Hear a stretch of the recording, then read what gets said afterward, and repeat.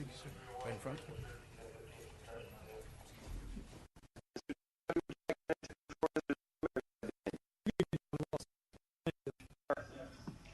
Good afternoon, Mr. Zimmerman. I am Judge Schott. Today we're having first appearance. Everybody arrested in the state of Florida is entitled to see a judge the day following their arrest. The initial purpose of this hearing is to determine whether there is probable cause for the arrest itself. That means whether there are reasonable grounds to believe that a crime may have been committed and that you may have been the person who committed the crime. There are certain things that we have to accomplish today. The first is to make sure you understand the reason or reasons for your arrest. The second is to make sure you receive a copy of the charging document. In your case, it will be an arrest report so that you and or your attorneys can prepare for a trial of your case. The third is to make sure you clearly understand all of the rights that you are guaranteed as a citizen of this United States. First of all, you have the absolute right to be tried by a jury of your peers. 6 individuals will be chosen to decide whether you're guilty or not guilty of the offense or offenses as alleged. Second, you have the right, if you do not agree with the decision of the jury, which is called a verdict, to appeal that decision to a higher court for perhaps a better or more favorable result or outcome.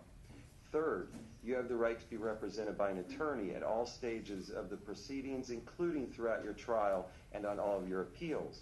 You have the right to hire an attorney of your choice. If you cannot afford an attorney, one will be provided for you by the state of Florida. Fourth, you have the right to remain silent, which means at your trial, if you choose to say absolutely nothing, it cannot be held against you by any jury or by any court. Fifth, you have the absolute right to confront your accusers, which means you or your attorney will have the right to cross-examine the state's witnesses and try and impeach their evidence so that they cannot prove the case against you. And you have the right to bring in your own evidence and your own witnesses. And if your witnesses will not come voluntarily, the judge assigned to your case can force them to come through the subpoena power of the court. You also have the right to reasonable communication with your family, friends, and attorney.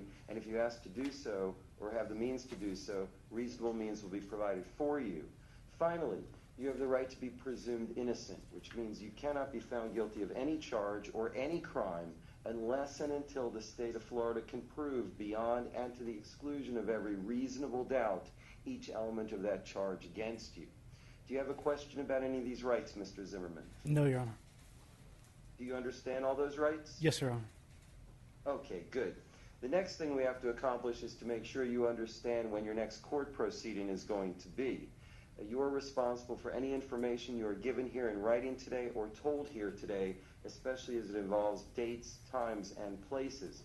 If you do not appear for your next scheduled court appearance, I can almost guarantee that the judge assigned to your case will issue a warrant for your arrest and you're going to wind up back where you started today. The final thing we have to do today is to discuss bond and reasonable conditions of bond based upon the offenses as alleged. And so, Mr. Zimmerman, do you understand that the reason for your arrest is that it has been alleged that there was a domestic violence-related aggravated assault with a deadly weapon and a domestic violence-related battery and criminal mischief? Do you understand that? Yes, sir. Yes, Your Honor. Okay. Did you receive a copy of the arrest report, sir? Yes, Your Honor. Okay, I did as well. I do find probable cause for all 3 allegations and for the arrest. I'm going to appoint the public defender's office to represent you on all 3 of these criminal charges, Mr. Zimmerman. Your next court appearance will be an arraignment with Judge Rex Seidler on January 7th, 2014 at 1:30 p.m. in courtroom 1A.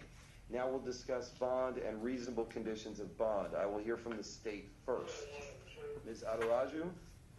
Your Honor, it's A.S.A. Munoz for the state of Florida. Okay. Okay, well, Your Honor, we had the opportunity to speak with the victim in this case. She is in fear for her safety, and she would like that there be no contact and no return. We do have 2 exclusionary zones to include 1308 Topfield Court, Apopka, that's Topfield,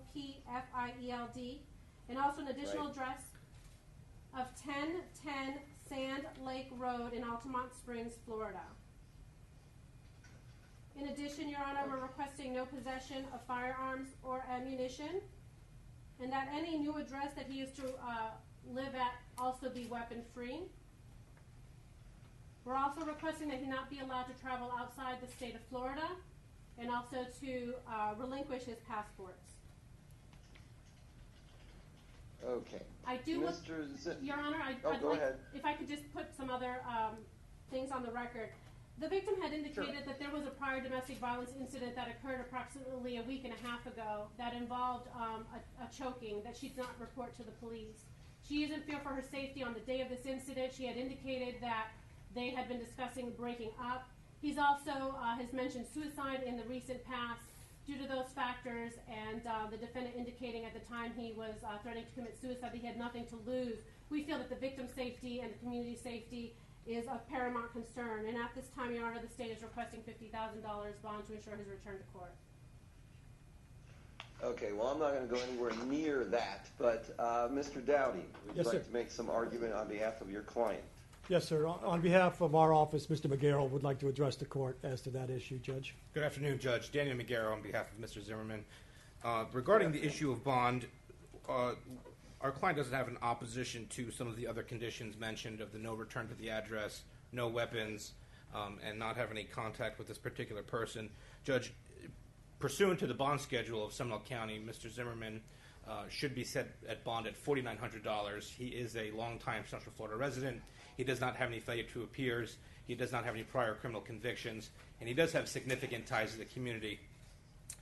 Mr. Zimmerman would have some locations in the Central Florida area where he would be able to stay at that does not involve having any contact with that particular person.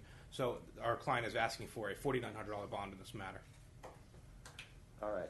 Mr. Zimmerman, do you still have any personal possessions? Because I read the arrest report. It seemed like you were getting ready to move out of the Topfield court address in Apopka. Do you still have any possessions there? Yes, sir. Okay. Then here's what we're going to do. I'm going to set the bond in this case at $9,000, which is $8,900 on the aggravated assault and $50 for each of the misdemeanors, for a total of $9,000 with numerous special conditions. The first is that you cannot return to 1308 Topfield Court in Apopka other than you are permitted to go back one time if it's in the accompaniment of law enforcement to obtain any personal possessions you may need or want, but you will have to have law enforcement accompany you there. Yes, sir. Second, you cannot go to 1010 Sand Lake Road in Altamont Springs. Third, you cannot have any contact at all with Samantha Scheibe, S-C-H-E-I-B-E. And in case you weren't aware, Mr. Zimmerman, no contact means not in person, not by phone, not by mail, not by fax, blog, tweet, through Facebook, no contact at all. Next, no possession of any weapons or ammunition while you're out on bond, and that's in part for her safety and in part for your own safety, it may seem like. And I am going to order the impact monitoring device to keep you away from her and away from those particular locations, just to make sure there aren't any further altercations between the two of you. As far as the passport, did you ever get your passport back after the last trial? I'm not sure, Your Honor. My former attorney may have it. Okay. I'm not going to worry too much about your passport, but I will put on as a condition no traveling outside of the state of Florida while you're out on bond. And those are the special conditions that I believe to be reasonable, and I think that's a reasonable amount based upon the additional allegation of a previous unreported, potentially battery by strangulation. That's the reason for the increase in the bond amount. I'm not increasing your bond because of anything that's happened in the past, because as far as I'm concerned, this is a brand new case.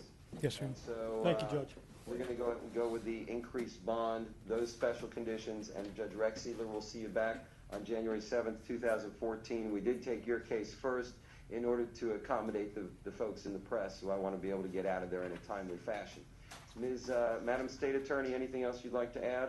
Yes, Your Honor. We were requesting that if you can modify the one return with law enforcement, and if you could indicate that a third party actually go to the residence to retrieve the belongings instead of him going to the actual residence with law enforcement, I believe that would ensure more safety for the victim.